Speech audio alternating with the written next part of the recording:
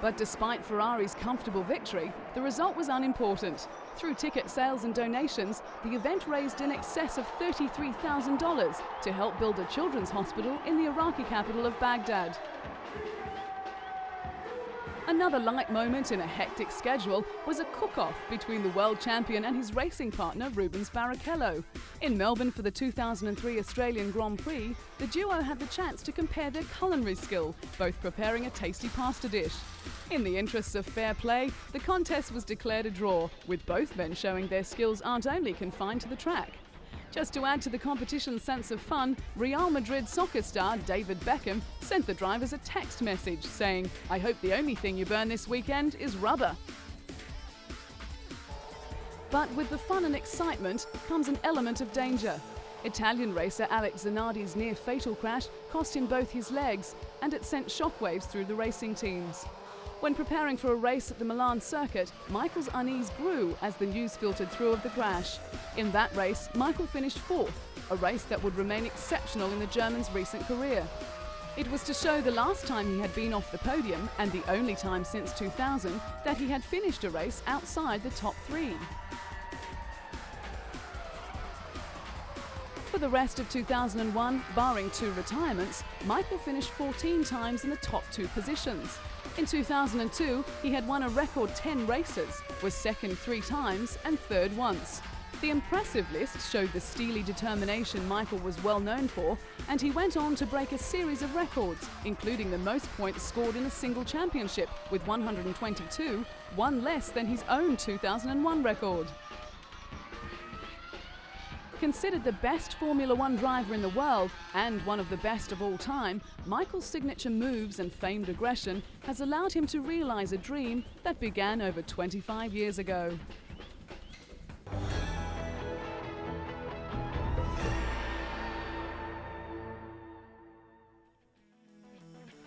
Racing certainly runs in the Schumacher family, with Michael's younger brother Ralph driving for the BMW Williams team.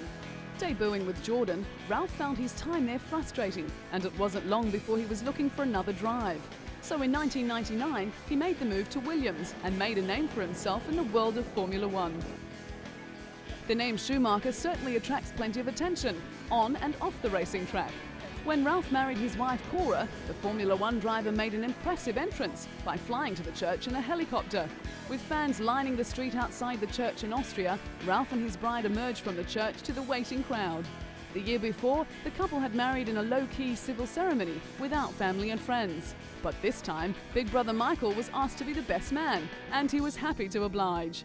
After the event, Michael slipped out the back entrance while Ralph and his wife posed for pictures before leaving for Cologne. The world of Formula One is big business, with many promotional days planned for racing enthusiasts. When Ralph was in Russia, he found the time to support the Formula One Driving Day, which was set up to promote safer driving in Moscow. Road fatalities are commonplace in the Russian capital, and it seemed appropriate to see a Formula One driver at the wheel whilst navigating the dangerous roads. Ralph was only too happy to pass on his wisdom, but had to swap his racing car for a more modest mode of transport before signing a few autographs for the F1 fans. Formula One racing is an extremely dangerous sport, and the Williams team has experienced plenty of tragedy in their history. But with Ralph at the wheel, he has brought a new lease of life, bringing his determination and sheer skill to the famed racing team. It is a combination that has won the admiration of Formula One fans around the world.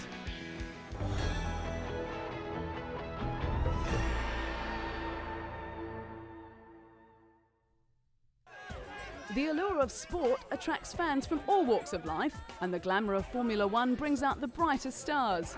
Rubbing shoulders with famous actors like compatriot Sean Connery is all in a day's work for Scottish driver David Coulthard, the #1 driver for the McLaren Mercedes.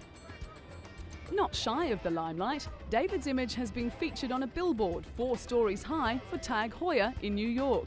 The Swiss watchmaker is the official timekeeper of Formula One and a corporate partner of the McLaren Mercedes Formula One team. The 4-story billboard was Tag Heuer's largest in the world and was part of a new ad campaign. Coming from a well-to-do Scottish family, David was surrounded by racing from an early age. He was karting from the age of 8 and was a multiple Scottish champion before he moved into Formula Ford, then Formula 3 in 1991. It was that year that David fought a season-long battle for the title with Rubens Barrichello, with the Brazilian eventually coming out on top. David's Formula One career began in 1994 in difficult circumstances. He was thrust into the spotlight when he replaced the legendary Ayrton Senna after his fatal crash. At the time, David was driving for the Williams team, who were dominating the sport at the time, and was sharing a seat with Nigel Mansell. The next season with Williams, driving alongside Damon Hill, David won his first Grand Prix in Portugal, beating both Michael Schumacher and his own teammate, finishing third for the season with 49 points. The following year was to see the move to McLaren, partnering Mika Häkkinen. But without a competitive car, David struggled throughout the year. The highlight of that year was a second placing in the famous Monte Carlo Grand Prix, where only 3 cars finished the race. As the McLaren team became more competitive, so did David, and in Melbourne in 1997, he broke the drought by putting McLaren back on the winning track. Winning again in Monza, he finished equal third with John Alexi in the Drivers' Championships. Over the course of the next few years, David had his share of ups and downs, with pit confusion, accidents, and the occasional mechanical problem, but it didn't slow him down too much. A serious plane crash in 2000 seemed to give the Scot a new perspective on life, but despite a very strong challenge for championship glory, he finished third in the standings. Despite his gallant efforts, David has been plagued with team reliability problems. And with the emergence of a very dominant Michael Schumacher in the Ferrari team, the task of reaching the top keeps getting harder and harder. But when he's racing head-to-head with the best drivers in the world, David's never-give-up attitude will always come to the fore.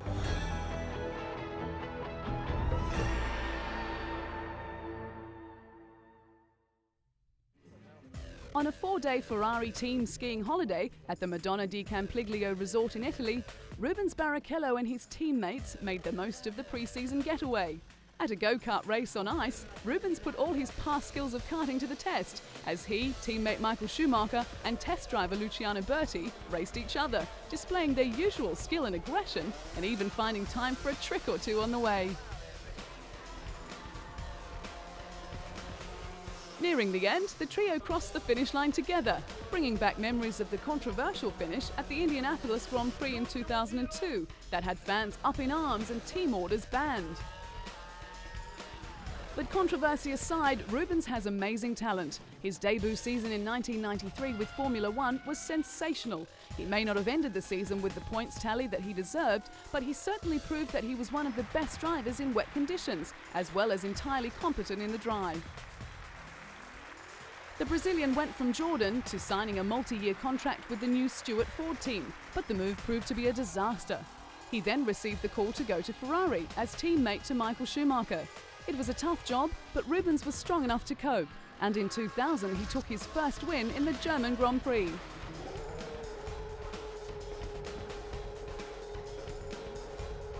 Before arriving at Ferrari though, Rubens had put in many hard years. The Jordan team began to suffer from reliability problems, even though the Brazilian had some brilliant results. 1996 proved to be a disappointing year, and Rubens parted ways with the Jordan team. Signing with Stewart Ford proved no better, with engines failing, despite the return of his personal performance. A superb second place at Monaco in 1997, one of the few times the car actually made it to the line, was a testament to his speed in wet weather conditions. But Rubens needed a car that would enable him to finish a race in order to make any progress as a driver, as well as to motivate himself, and he found that with Ferrari. But since joining the influential Ferrari team, the FIA pressed new rule changes designed to make Formula One cheaper and more exciting. With the spiralling costs required to compete at the highest level, the governing body announced a deal to keep the circuit from shrinking to 8. But the sport's richest teams, like Ferrari and Williams, balked at some of the ideas. Formula One has been dominated by Ferrari, with the team winning 15 of 17 races in 2002. But smaller teams are struggling to compete with the Italian giant, and with Ferrari's ability to secure the talents of Rubens Barrichello and Michael Schumacher, they are sure to stay on top of the championship's table.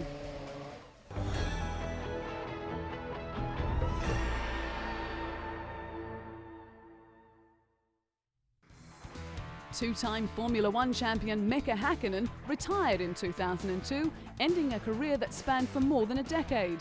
Mika, the elder flying Finn, who had 20 Grand Prix wins in his 11-year and 161 race career, decided to quit at the 2001 Monaco Grand Prix, but was persuaded by team principal Ron Dennis to take some time to think it over.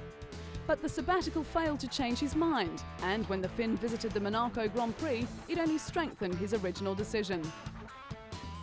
Mika and his former racing partner David Coulthard spent 6 seasons together in the longest Formula One partnership to date, and the Scot was sorry to see his friend go. But as sad as it was to leave the sport he loved, a relaxed Mika now spends his time between Monaco and Finland, enjoying his young son Huber and wife. With the hope of more children in the future, Mika has found a lifestyle worth enjoying. Retirement meant that the 2001 Indianapolis Grand Prix will go down in history as the Finn's last victory, as well as one of his most satisfying. The decision was more about, the time I want to spend with the family, to see the Hugo growing, spend time with my wife, and I simply also didn't want to hurt myself.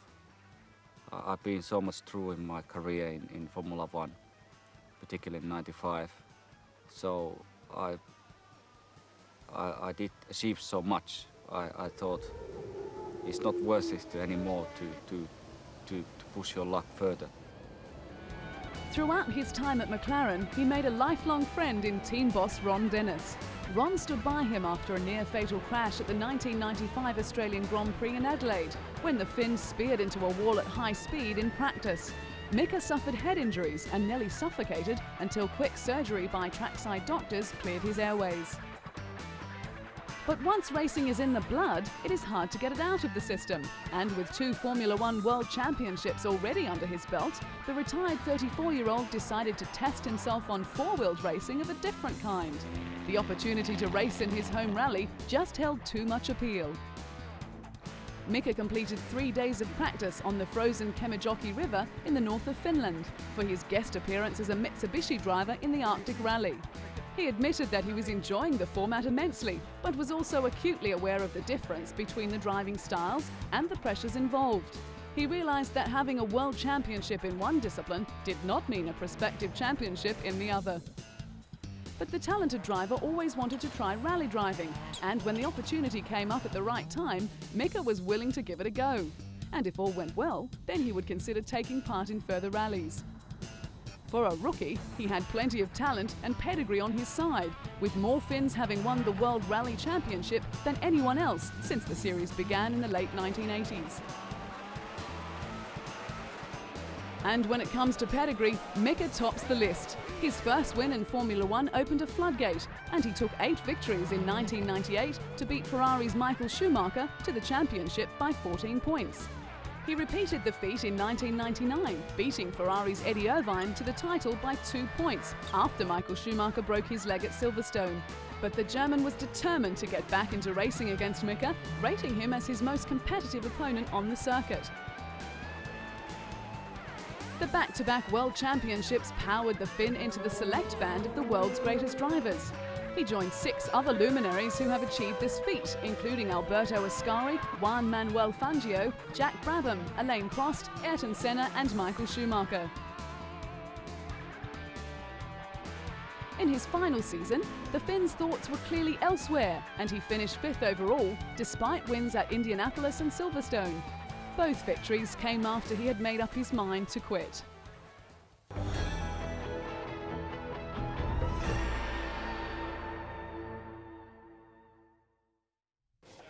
Juan Pablo Montoya made an impressive debut into Formula One, fully justifying the faith shown in him by Frank Williams. Even though he was frustrated from having to retire from 11 of the 17 races, 2 of which he could have won, the talent that impressed the Williams team in the beginning shone through. Juan Pablo Montoya. It was his raw talent that earned him the Laureus Sports Award and thrust him into the spotlight. He continued to impress in his debut season, earning his first win in Monza. Despite all the setbacks, Juan managed to accumulate an impressive 31 points, finishing 6th overall in his first season.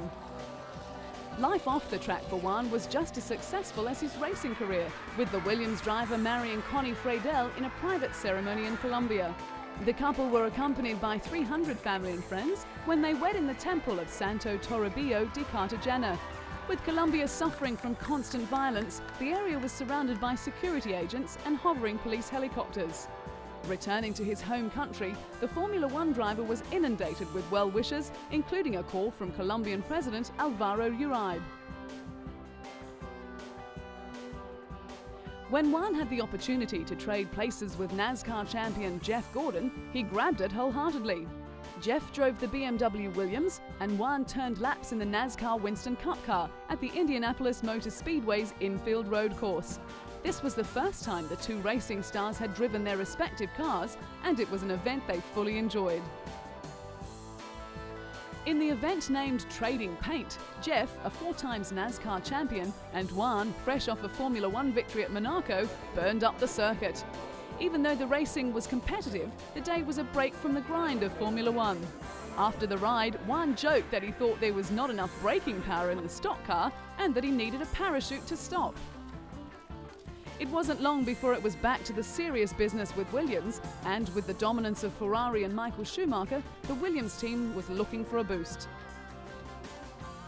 Founded by Frank Williams in the late 1960s, a lack of financial support made success difficult to achieve. The team's first win came at Silverstone in 1979, followed by a Drivers' Championship for Alan Jones and a Constructors' title in 1980. In 1986, Frank Williams was involved in a road accident which left him paralysed. Despite the trauma, the Williams drivers, Mansell and Piquet, dominated, with Alain Prost claiming the championship. Frank realised a dream when he signed Ayrton Senna, but it turned into a nightmare when the brilliant Brazilian driver was killed at Imola. This left Damon Hill in the driver's seat, winning the title in 1996. It was in 1999 when Frank acknowledged the talent of Juan, organising a swap deal for the Colombian to take up the role in the Chip Ganassi team. There he flourished, taking the kart title in his rookie year. He claimed 7 wins throughout the season, as well as 7 poles, becoming the youngest champion in the history of the sport. Although Frank Williams wanted Juan back for the 2000 season, he remained with the kart series. He also went on to win the Indianapolis 500 on his very first attempt. Returning to Williams in 2001 to partner Ralf Schumacher, Juan saw his first Formula One victory. He secured several podium finishes and 3 pole positions in his debut season. A tussle with Michael Schumacher when the Colombian refused to back down to the German, and a fierce confrontation with Jacques Villeneuve caused quite a stir on the track, and his aggressive driving style has become a trademark for the fiery Williams driver.